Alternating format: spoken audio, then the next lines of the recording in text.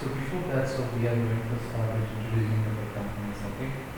So I think you might have some people they have got know about the companies and some people they have still yet to know. So let's start with the Walking Software. So this is Walking Software is the product development company. So it is from almost our into the market from 2016 and to till now. We have a Play Store and we are coming to the iOS store as well. So if you come to the Walking Software company, so if you go to the website, you will get to know. So and we have some four major products in like virtual learning, invoice value, and digital school in the tracking management system. So these are all purely developed with advanced leverage technologies like React and Java and the high security level applications we have done. And these are the major products and in this end of month these applications are coming into the live. They are in production testing also. And some of the and coming to the service, we have developed many products and we are still supporting the many applications as well. Okay, and Android and web application and all. So we have a provided solution for someone travel agency company, and we are into digital marketing. We are doing UI UX, and we are working for the research process as well. So I'm coming to the our portfolio. So if you go to the portfolio, you get to know about application. So this is a classmates for you, something like that. So you might everyone heard about the like Naukri application, no? So almost all similar application. And digital school is something like that. Is a complete solution for the school management, fees management, attendance, and all the buses, everything. So it is organized and made an application. So like that. So this is like an academy type of application. This is like a Byju's type of application. So this client is targeting about 4 lakh customers in the market. Okay, like that. So this is our internal application. This is the same thing as far as school application, and this is the news application. So like that. So we have to we have 20 plus more products in the live. And coming to this one, this is a invoice for is the same government project. So we are working for the last 1 year. So this is also another process. This is the biggest application we are doing. And apart from say some of the like dynamic web applications and all this is the mobile now. This is like a mobile security app. So if you go to the Play Store, you will know. So still there is application is going from the client. So this is all about our portfolio. So if you go for the partners as well, so you get all the details about who are all the partners. Okay. So this is all about the portfolio which we built in from the past years. So as recently we have planned to migrate plan one more registration for type company. So that is the BizStream.io. So what is a BizStream.io? BizStream.io is a completely corporate training and placement services for the like, students. So what BizStream.io will do means we are training the candidates for the as per the industry requirement. So based on that, we are getting so many requirements, hundreds, 150 requirement for Java and React, Angular. So as per the company requirement, we are taking the requirements and we are fulfilling the company's requirement by training the students. So it is some corporate. If you go to the about this and all, you will get to know about what we are doing. So if you in the corporate, I mean, what is the corporate training business? So what happens when the companies will directly go to the college and they will select some 30, 40 members of students as an employees. So they will call her as a corporate trainer. So we are providing the corporate training also. So we have one for the Capgemini, Canada, and all many more companies. So the technical stack here is the Java full stack, the main one stack, and the DevOps, AWS Azure. So in this sector, so we are doing the corporate training. And apart from so we are doing the courses as well. It's like every 2 months we are running different courses. So Java, JavaScript, Angular is there, Norm and Mean Stack, and React.js and React Native, DevOps. So this is a company wise we are doing the what you can say courses. So this community services, so we are doing we do college internship programs, we are doing the corporate training and the placements. So you can say when you go for the portfolio, so you get to know what we have done. So these are all the work we have done for the past 4 years. So if you go for the corporate training, so we have handled many batches all over Karnataka. So just recently we had a the big college of BMSIT. So it's an LM. This is the biggest college that we had. Still upcoming, we had so many colleges in Mumbai as well. We are doing so, and we have been doing an internship program, the in-house program, and all. These are all that we have done in earlier days. So coming to the placements, so only we had 5 members. Still many are there. So if you go for our Facebook and LinkedIn page, so you will get to know what we are doing. Okay, so this is all about the clients, and this is the happy customers we are adding to the number of students job place. So this is all about the two company details. So completely we are doing the full stack training. So the full stack will come like React, Angular, starting with HTML, CSS, JavaScript, and coming to the backend Java, JWT we are doing. So this is the Java full stack we are doing, and coming to the Node stack we are doing React and Angular, Node.js, Express, MongoDB. So this is the main stack and Node stack also we are doing. So because each language framework or libraries having the pros and cons, everything is running on that one. So this is all about introduction part of companies. Okay. So I think I don't want to drive more here. So the next the technical part is taken by the Saravana. So he is going to carry on the next topics. Thank you.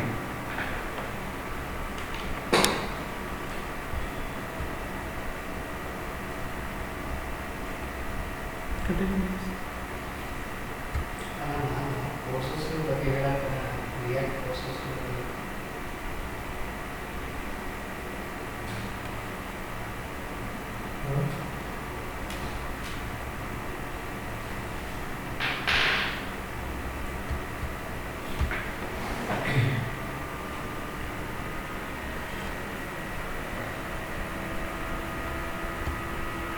Hello, good evening guys. How are you?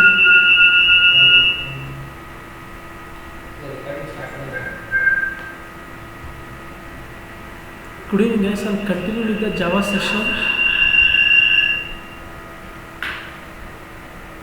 Fan sound is there, sir.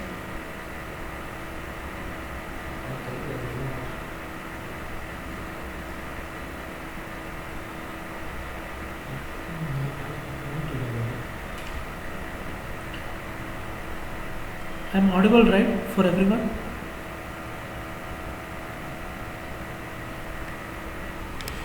Okay, I'll continue with the technical part of Java, that how you are going to create a Java project and how you are going to create a Java file.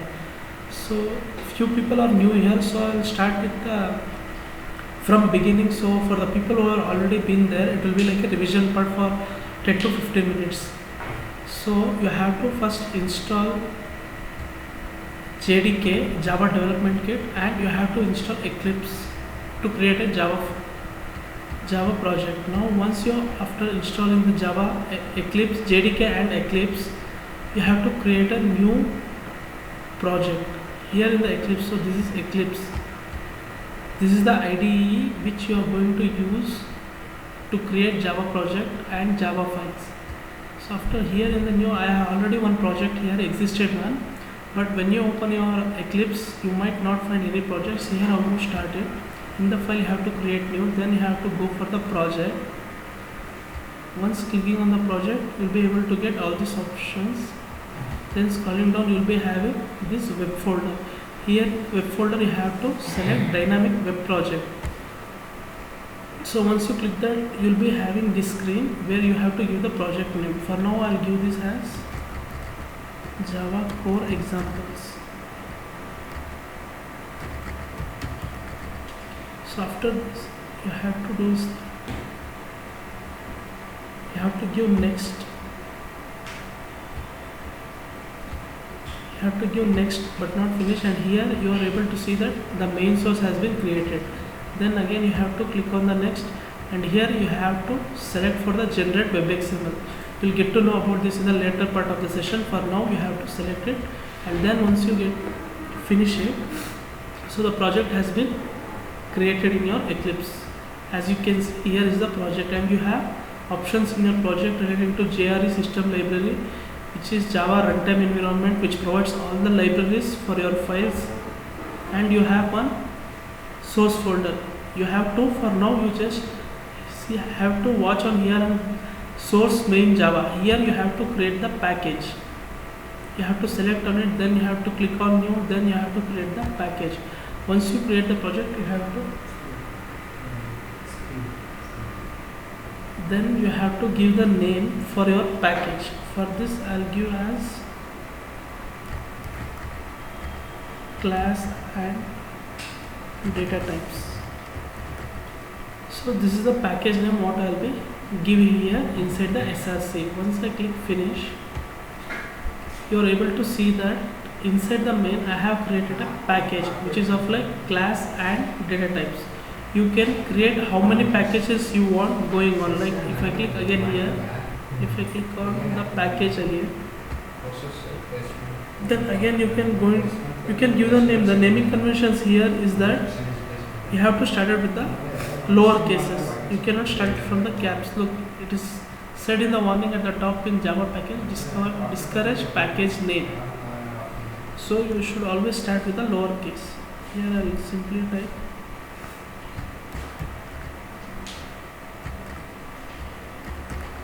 objects and I'll give finish. So you can create multiple packages in the SRC folder.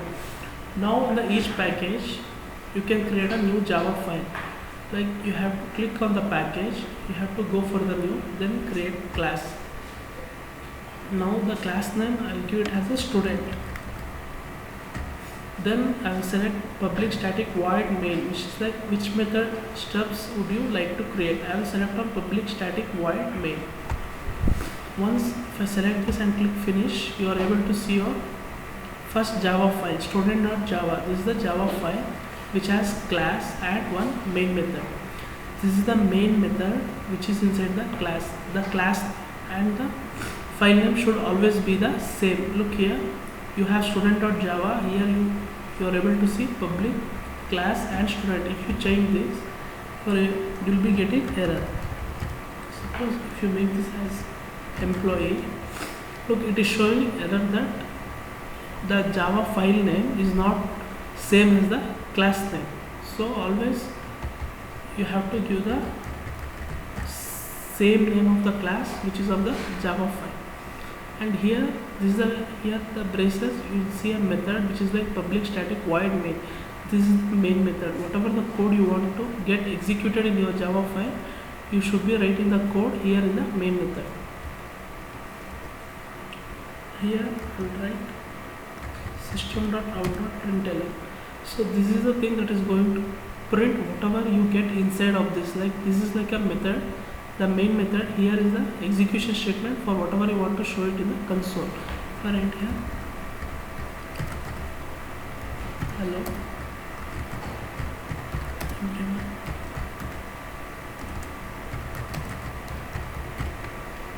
Now here you have the button which is like a play button. Here you have to select it and you have to run through it with Java application. Once you run it, you are able to see here in the console, hello everyone, good evening. So this is how you create a Java file in your Eclipse. So here all these are all like custom. When you are going to create, all you have to do is that add system.out.println, and here whatever you see public static void main, these are the things which we are going to cover in the future sessions. For now you just know that public is access modifier. Out of order, this is one of the type of access modifiers. Static is a keyword. You know that no changes in the object can be made there. Void is the return type, and main is the name given in the entry point of this main method. So this string is a data type, and here you see the empty square brackets, which are like special characters in Java, and you have arguments. So whatever inside in this parenthesis, I mean the round brackets, inside this whatever you write is known as parameters. Now how you start your Java files with whatever the things in Java you are going to create the Java file. First we start with data types. In data types you will be having two types of data types, non-primitive data types and primitive data types. Coming to primitive data types, you have, we shall say about that here, like you have int, float, character, double, and like non-primitive data types you will be having string, arrays,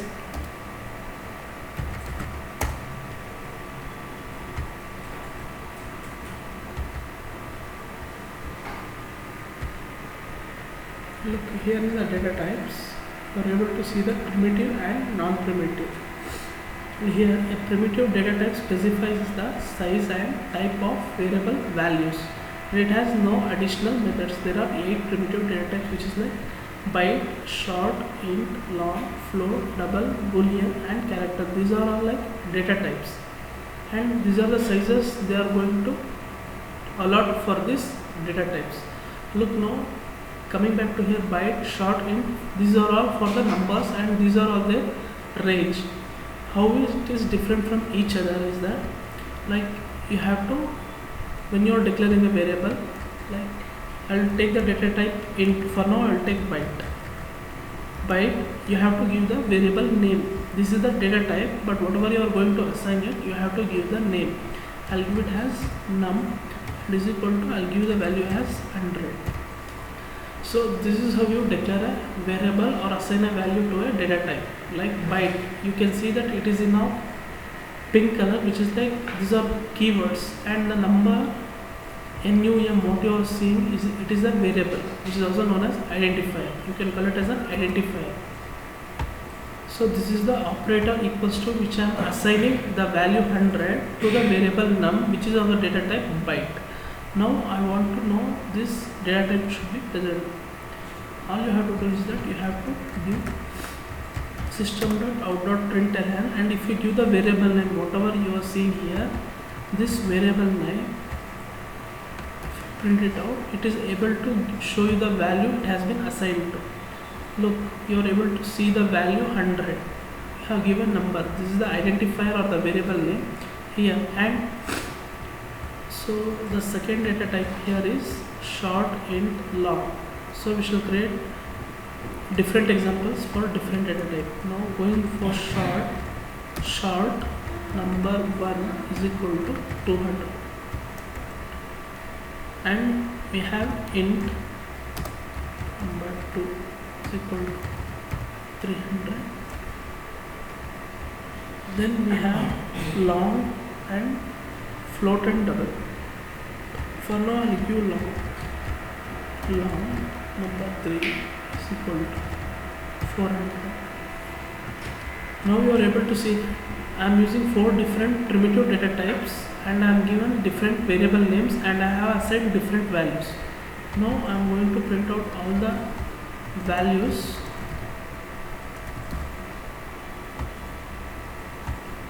It has number 1, and I will give it as number 2, and here I will give it as number 3. And now if I run it, you can see there are no errors or warnings shown here, and once if I run this, look, you are able to see 100, 200, 300, 400, the values what I have assigned with different primitive data types, you are able to see here. And you might be wondering that how, if it is like the same, you have assigned the numbers for everything and the data type is different, you could have used one. So that is what primitive data types is all of, with those ranges. For byte, it has a range of 127 to minus 128. Look now, for the byte, 128 is the last number. I will assign the value 128. Look, you are able to see the error, because the byte, the capacity of the byte to store the value is only of 1 till 128. If I give 127, no error is present here. You can see now no error. If I run it, you are able to see the output has 127 for byte. If I make 128, you are seeing the error because the maximum capacity of the byte data type is 128, and you might still wonder that how it is different. Like if it is for int, you can start from 128 to 1 anything, any number you want, you can use int. Look now, here instead of byte we can use int. So if you want to assign a number which has the value is less than 128, you can use byte, because for the byte it takes only the size for 1 byte. So the memory allocation for byte is 1 byte. So if you have to deal with any number that is less than 128, you can use byte. For int it takes 4 byte. So instead of wasting 3 extra bytes, you can use the byte data type if the value is around or less than 127. So you have these data types which are primitive and the sizes. So based on this you can save the memory space in your Java whenever you want to deal with. And if you have long numbers, you can use this int. Look, the range is here, and if you add 1 to it for long, for int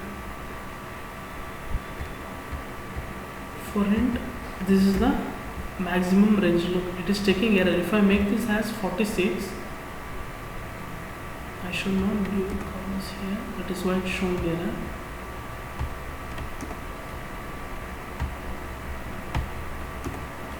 Look here, this is the maximum range. If I make this to increase one number like 8, you are able to see the error. So if you have the range of numbers between them, like you have to select the data type to save the memory part, so that your project's performance issues will be determined then based on your data type used. The memory allocation space you can use based on the numbers you want to assign. So this is the difference between the data types, even though it is for the numbers. And the other two is that, for now I'll comment it out. So these are for the numbers, whole numbers. Suppose you have the fractional part numbers. You think that I have given 400.67. Look, it is showing me error. It is showing error that you cannot give fractional part. Suppose you want to give the fractional part and Java is showing me error. How do I use it? Like you have two other primitive data types which will be of float. I'll give num5 is equal to 400.67. Now I'll erase this.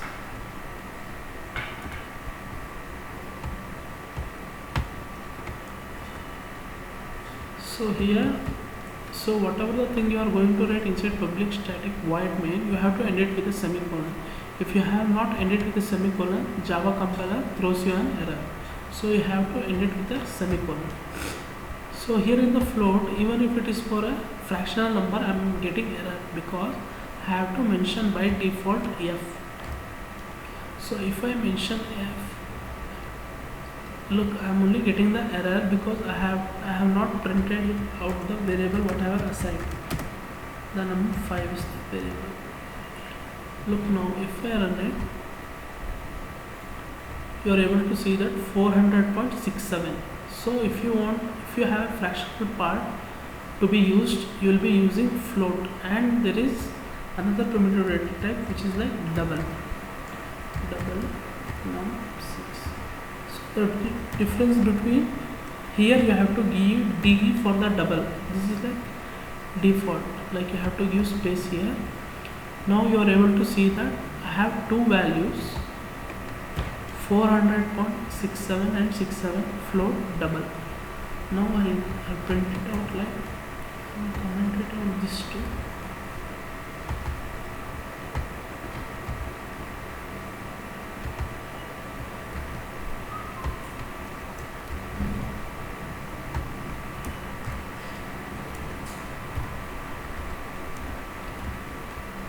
Now if I run my file, look, you are able to see 400.67, 400.67, which is like float and double are completely different, but you are getting the same output. So how it is different from each other is that it gives only a part. Here if I give 400.1, 2, 3, 4, 5 6 7 8 9, and for the double data type if I give after point 1 2 3 4 5 6 7 8 9, and if I run it you will get to know the difference between these data types. Look, for the first one you have the value only till the 5 parts after decimal. Look, after the decimal you have 1 2 3 4 5 values. Down below the double you are able to get all the values what you have given. So this is the difference between float and double, which is of the fractional part you are going to assign the values. So I'll remove everything out here. So I hope everyone got to know of the primitive data types, and there are two other primitive data types which are like Boolean. I'll give it as a switch is equal to false. Coming back here you have another two data types like Boolean. The size is of 1 bit there, where the Boolean data type stores values either true or false. You cannot assign number, name or anything like that. It has only two values, either true or false. If I give Boolean variable name is available, and I can assign the value only either true or false. And if I go here, if I print it out, like you have a shortcut key for the system to println, which is like SYS OUT, and you have to click control space. So if I check the variable after data type Boolean, what the value it has been assigned, and if I run it, you are able to see true. True is the value which is carried by is available variable, which is of the data type Boolean. Suppose if I make it as false, and if I check it, it shows me false. So this Boolean data type you cannot assign numbers. Look here, you cannot assign numbers. The Java compiler throws errors. So the Boolean value is like it has only two values, either true or false. And one more is that you have character variable, char data type, and how it works, char and given in like grade. This will always be of single quotes. I'll give it here as A, and I'll print out grade.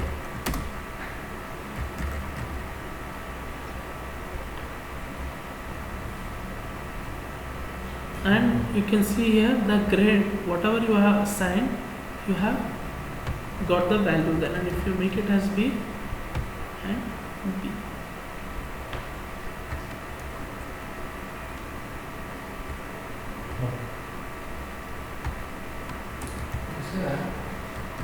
look now here, even if you have written a single character, you are able to see the error here.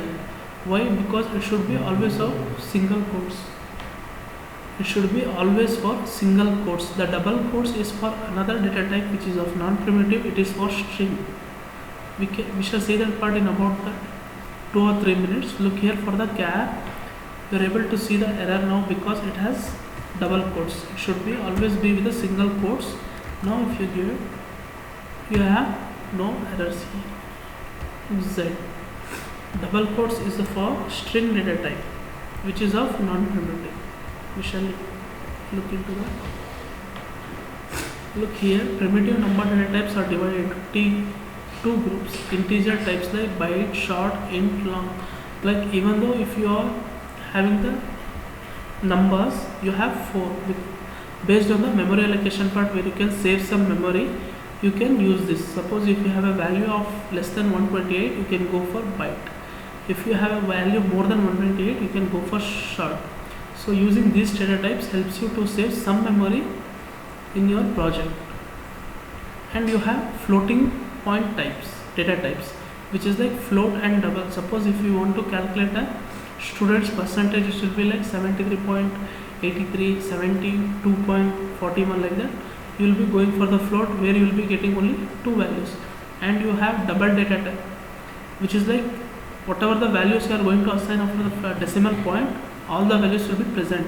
but for float you will have only the first 5 values. So that is the difference between these two. Look here, you can go through these examples, and as I said, if you start practice the basic mistakes, what you will be doing is that the syntax. So the syntax always will be like, first the data type you have to assign, then you have to give the variable name like number is equal to, then you have to assign the value. Look here, this is the syntax to declare a variable using the data type.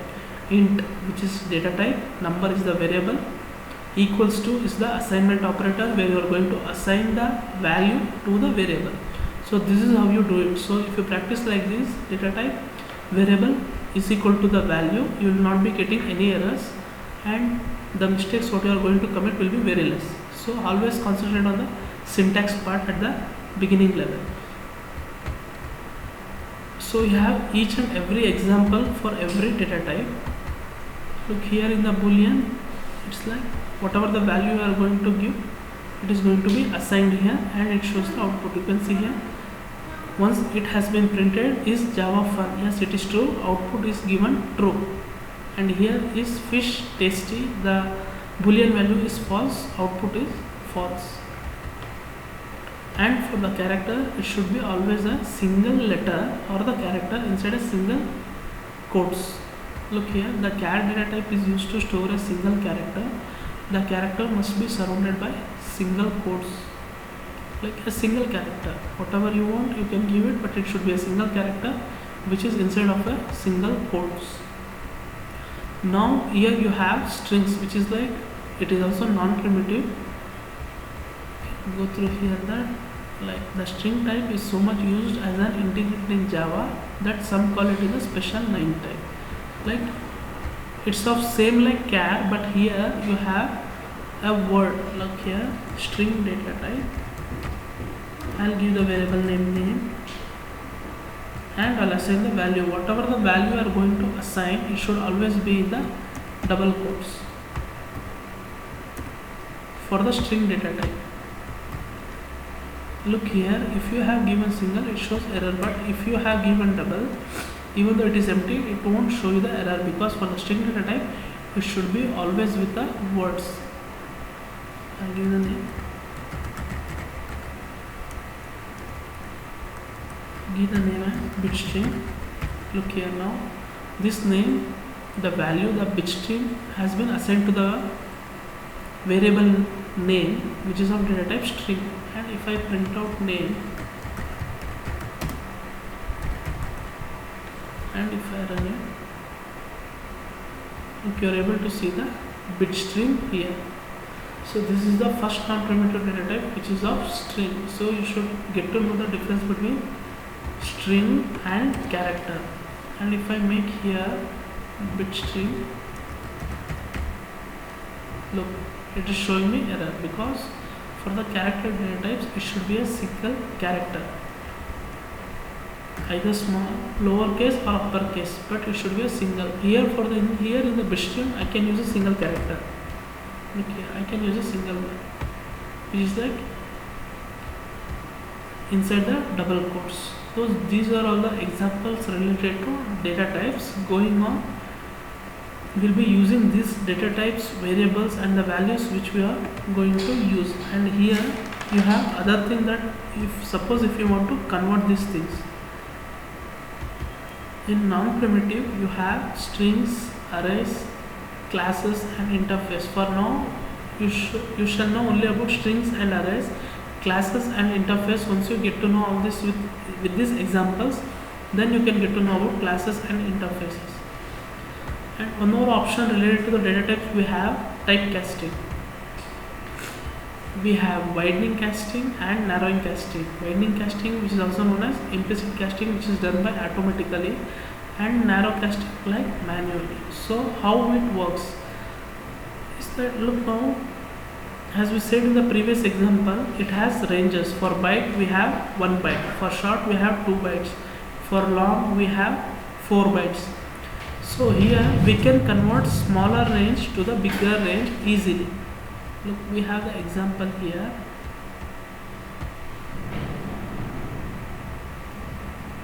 Look here, we have the example. This int is like my integer. I'll show the example here so that you would get to know. I have integer data type. I'll give number is equal to, I'll give 100. Now int is smaller than float. Now I'll print SYSOUT int 100, not 100. I'll give the value none. Look, you can see here. I'll remove all this so that you get to know this.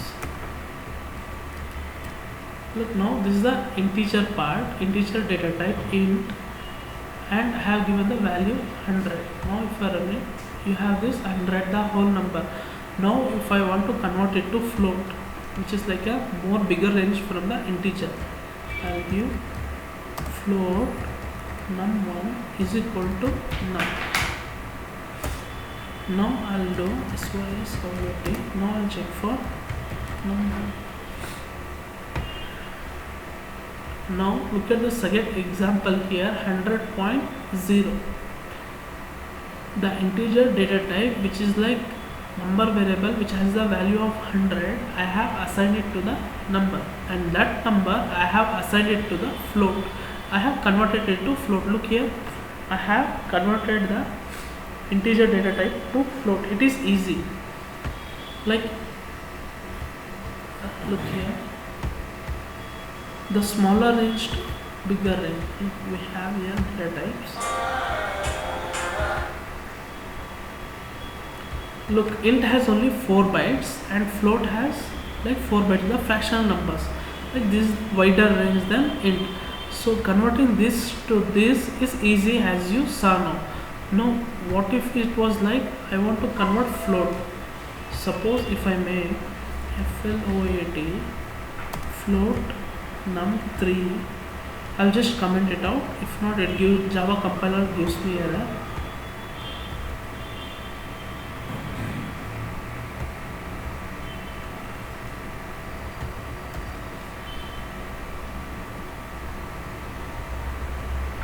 So this was easy. Now suppose if num3 is equal to 100.83 f.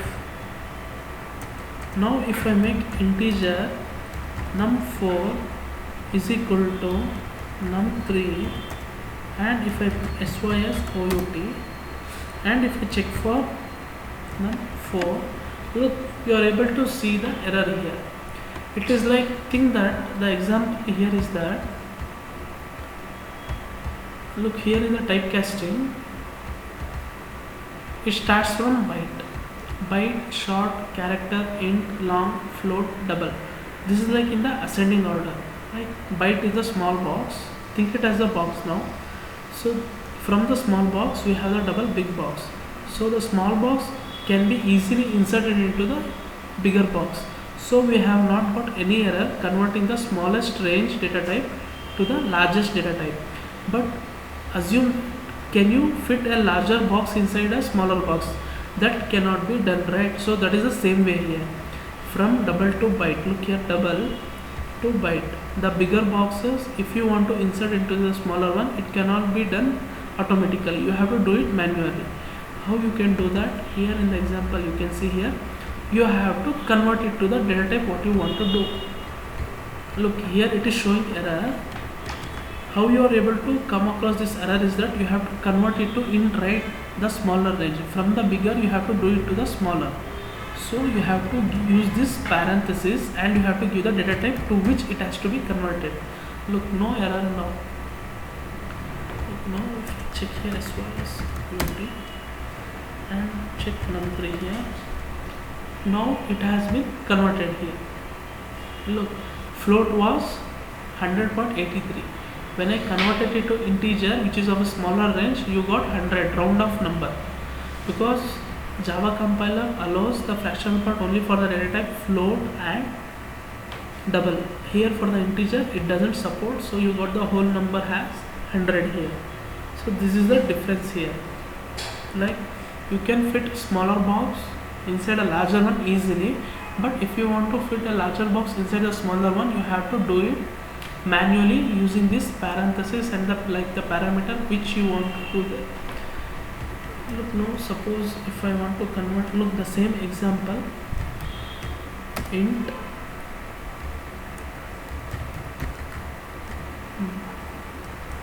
num1 is equal to 200.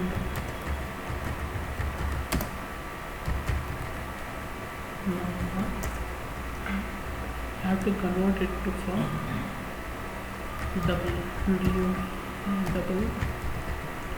num2 is equal to num1, and this one is number 2. Suppose if I run it now, look here, the float which is of the bigger box I have converted into the, I have tried inserting into the smaller one. For that I have to do it manually using this thing. Look, you are able to see this, right? This thing. But the integer which is of the smaller box, and I tried inserting inside the double, I have done nothing. Look here how I am assigning the values. So this is how I will be assigning the values here. This variable I am assigning the value 100. Directly I am not giving the 100, I am giving the num1. What is num1? It is the identifier or a variable name which contains the value of 200. So you can see here in the double, the 200 value has been converted to double, where you got the fractional part. Here in the first example, you are able to see that it has the fractional part 100.83. Then you have converted into int, the num3 variable, whatever you are seeing here, it has the value of 100.83. That I have converted it to int, and I have assigned this value to num4 variable, and I have asked this to print. This is the value what you get here. So this is the typecasting, Java typecasting, that how you convert small range data types to the larger one and larger range data types to the smaller one.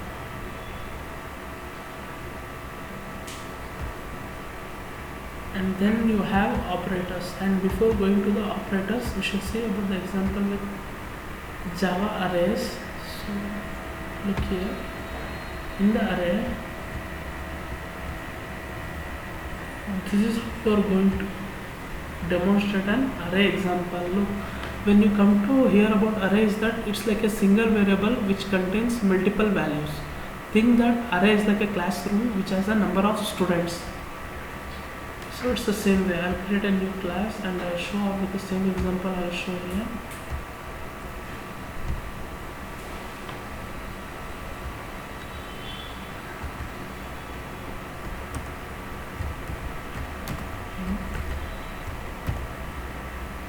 So here you can see this is how you declare an array. Here the data type int, this is the variable name, and this square brackets what you are seeing, the Java compiler can get to know that it is like a very non-primitive data type which is an array. These are all customizable. Then once you initialize it, right, then you can use it now. Using the variable name arr, you can give whatever the name you want to the array names. I'll give numbers, and you can see here once you initialize it, using the number you are using a new keyword and int, and you are setting the data value, fixed value you are giving here. Look here, I'll show how. Once you have initialized the array, this is how you are going to assign the memory for it. Like showing mirror numbers, this numbers is equal to new int, and I have look new int. Like once you declare the array, this is how you are going to initialize it. Look, now I am getting error because I have to assign the capacity, like how many students are in this class. I have to assign it, only then the classroom is created. So for now I'll give 5. If I give, there are 5 students in my classroom and classroom name is numbers. Now I have to assign the values there, like number, and arrays always starts from 0 is equal to, I'll give 101, and you are able to see here I am getting error. I am getting error because I have to give the index based value there. if I have assigned the value for 5, I should have 4. Like I have 5 elements, but it is starting from 0. I will be having 5 elements which starts from 0. So 4 is the index that I'll be using the at the last. Look here, that is the first element. Second element, this is the third element. Second element, this is the third, which is like fifth element. I have for now I'll change it. I have 5, right? I have to create another element here, which is like the index based 4. As you can see here, this is how I declared an array. This is how I initialize the array. I have created an array. As I said, array is a set of values you have. Now think this as a classroom, and I have given the capacity as 5 students in the classroom. I have 5 elements here, 5 students. Now I have to give, I'm assigning the values for the 5 elements whatever I have in the classroom. So I'll be giving the ID for them like 101. For the second student as 201, 301, and for the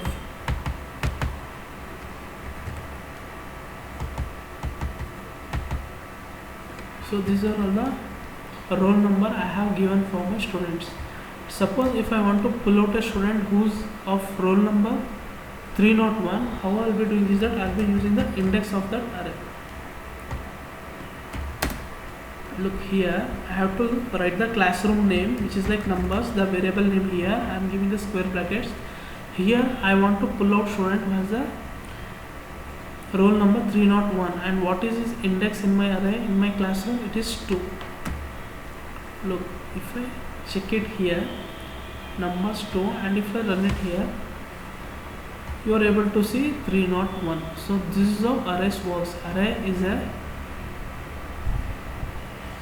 non-primitive data type which can hold a multiple values of the same type, not a different. It should be always having the same type. And here you are able to see the numbers here, and if I write name here, look, it is showing me error. So what to do in this case is that all you have to do is that change the data type here. We'll be using string data type, and once if you use string, and here new string and value of 5, and these are all the same, I'll be assigning the values. Mahesh,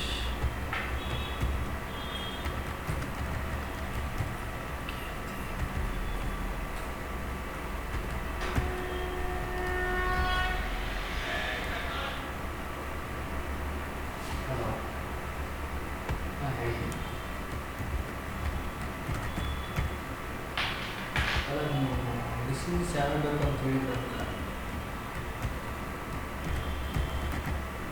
look now, this is for the strings. Here I cannot assign numbers because the data type is string. Now what I have to do, suppose if I have to pull out Kirti from my classroom, I cannot directly pull out Kirti. I have to take the index based value like numbers and the 2, and if I run it, look, I have opted out Kirti here. Here in the console you can see here I have opted out Kirti here. So if I want Mahesh, the first element which starts from 0, the thing whatever you see here 0, 1, 2, 3, 4, these are all the index based. These are all default. The variable names you can change, it can be customizable. But here the index part, here this should always be with the numbers. You cannot write it as ABC. It has always arrays are always index based. And if I pull out the first element which is 0, you are able to see that Mahesh. So this is how you do it with the arrays. This is the example with the arrays. I'll show again. String is the data type, classroom is the variable name I'm going to give, and I will declare the array. So this is how you declare the array. Now I have to initialize the array, like how many students I'm going to put into my class, I'll be using that like as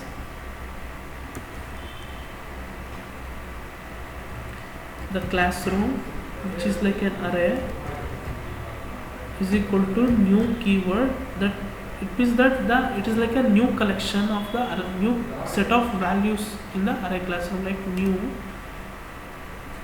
data type is string square brackets, and it shows error until you give the value. Suppose if my classroom is of 50 students, I'll give the 50, and this is how you assign and declare.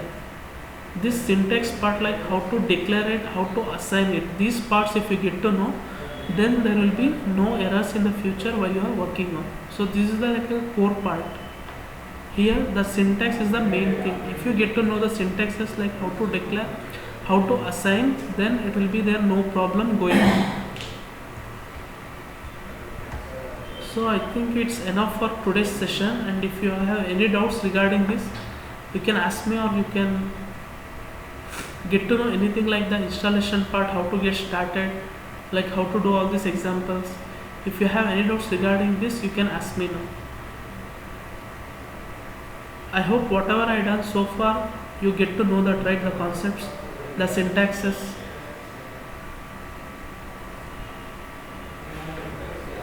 Yeah, I'm asking every one of you here.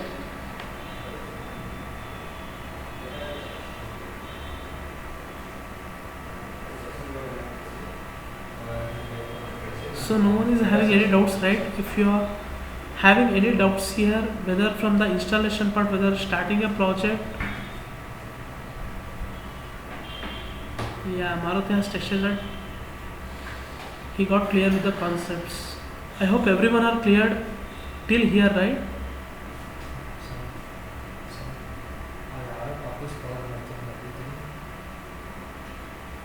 So who are here before, like some of the people here in the session were before, like they are clear with this part, like it was like a revision for them. Going on, we will move with the further topics, like there will be like no revision, so you have to get in touch with every day in and day out. We will be having different examples, like whatever I have tried today, the examples you have to go through it, and tomorrow we shall deal with the new concepts. And to do the examples for tomorrow, you have to get to know these core concepts. Okay, I think everyone are clear with this part, and we shall continue with the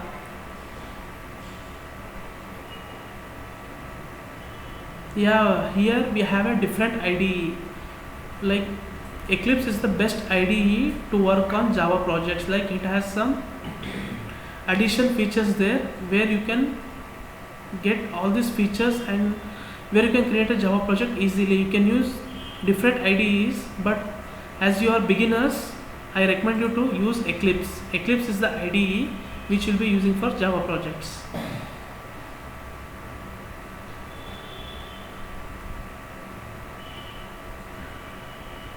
So we shall continue the session tomorrow at 6 with the new topics.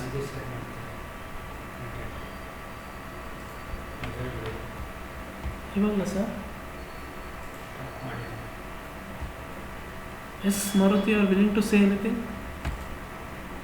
Yeah, I will show some contents what are there in the Java program, in the Java system.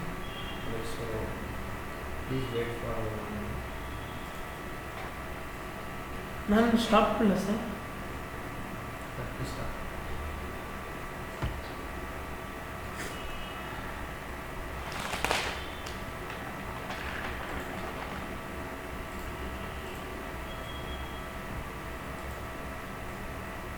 Please look into this word fact. Word. Okay, we'll cover core Java. Okay, we'll also cover Java collections, Spring Boot. Okay. Download, installation, Spring Boot, annotations, auto configurations. We'll also cover the Spring Boot JPA with REST APIs. Okay, web services. We'll cover the real-time integrations. You can manage mind projects, Docker, stage, and production environments. It will also cover the relationships, also cover the line code operation, logging, stylus, almost file upload, file download, SMS integration, email integration, Java packaging. will also cover the Hibernate concepts. These are the concepts, main concepts. Will also cover the Spring Boot JDBC template with REST API. There are two types. One is JPA, another one is JDBC template. I am audible, right? One more is MySQL. We'll save this content. Okay. Please go through this document and go through contents. Okay. Anybody have any questions?